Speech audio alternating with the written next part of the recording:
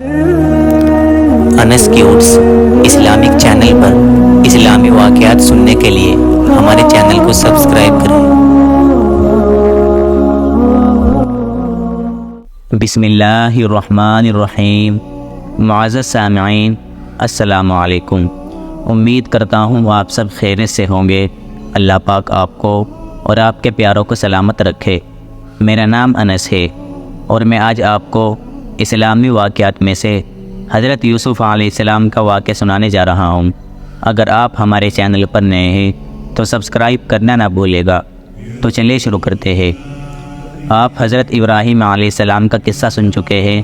حضرت یوسف علیہ السلام حضرت یعقوب علیہ السلام کے چھوٹے بیٹے تھے اور یعقوب علیہ السلام حضرت ابراہیم علیہ السلام کے پوتے تھے۔ اس طرح حضرت یوسف علیہ السلام حضرت ابراہیم علیہ السلام کے پڑپوتے ہوئے۔ حضرت یعقوب علیہ السلام کے 12 بیٹے تھے اور یوسف علیہ السلام سب سے چھوٹے بیٹے تھے۔ حضرت یوسف علیہ السلام بہت زیادہ خوبصورت تھے۔ یعقوب علیہ السلام بھی ان کو بہت زیادہ چاہتے تھے۔ حضرت یوسف علیہ السلام نے ایک خواب میں دیکھا کہ 11 ستارے، چاند اور سورج مجھے سجدہ کر رہے ہیں۔ انہوں نے خواب اپنے باپ کو بتایا۔ باپ نے حضرت یوسف علیہ السلام کو منع کر دیا کہ یہ خواب اپنے سوتیلے بھائیوں کو نہ بتائے۔ حضرت یوسف علیہ السلام کے سوتیلے بھائیوں نے مل کر مشورہ کیا کہ ہمارے ابا جان یوسف علیہ السلام کو بہت چاہتے ہیں اور ہم کو اتنا نہیں چاہتے، اس لیے یوسف کو جان سے مار دیا جائے۔ لیکن ان میں سے ایک نے کہا کہ جان سے مت مارو، بلکہ یوسف کو کسی ایسے کنویں میں پھینک دو جس میں پانی نہ ہو۔ سب نے مل کر یہ بات طے کر لی۔ یہ سب بھائی اپنے باپ کے پاس آئے اور کہا کہ آپ یوسف کو ہمارے ساتھ کھیلنے کے لیے بھیج دیں۔ ان کے باپ یعقوب علیہ السلام نے کہا کہ مجھے ڈر ہے کہ کہیں تم کھیل میں لگ جاؤ اور کوئی بھیڑیا آ کر یوسف کو کھا جائے۔ بھائیوں نے کہا کہ ہم ایک طاقتور جماعت ہیں، ایسا کیسے ہو سکتا ہے؟ آخر باپ نے حضرت یوسف علیہ السلام کو بھائیوں کے ساتھ بھیج دیا۔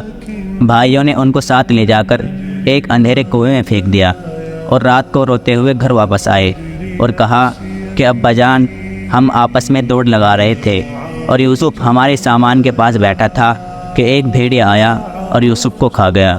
ثبوت کے لیے ایک کرتا خون لگا کر باپ کو دکھایا۔ بوڑھے باپ کیا کرتے، صبر کیا، خاموش ہو گئے، لیکن بیٹے کی جدائی میں روتے رہے۔ جس کنویں میں حضرت یوسف علیہ السلام کو پھینکا تھا اس کے قریب ہی ایک قافلہ آیا اور انہوں نے پانی نکالنے کے لیے ڈول کنویں میں ڈالا۔ دیکھا کہ ایک خوبصورت لڑکا کنویں میں ہے، ان کو باہر نکال لیا، اور جب قافلہ مصر پہنچا تو وہاں پر مصر کے بادشاہ نے ان قافلے والوں کو تھوڑی قیمت دے کر خرید لیا اور اپنی بیوی زلیخا سے کہا کہ اس کو پالو، ہو سکتا ہے کہ ہم اس کو اپنا بیٹا بنا لیں۔ فی الحال آج کی اس ویڈیو کو ہم یہیں پر ختم کرتے ہیں۔ اگر آپ کو ویڈیو پسند آئی ہو تو لائک اور شیئر کرنا نہ بھولے گا۔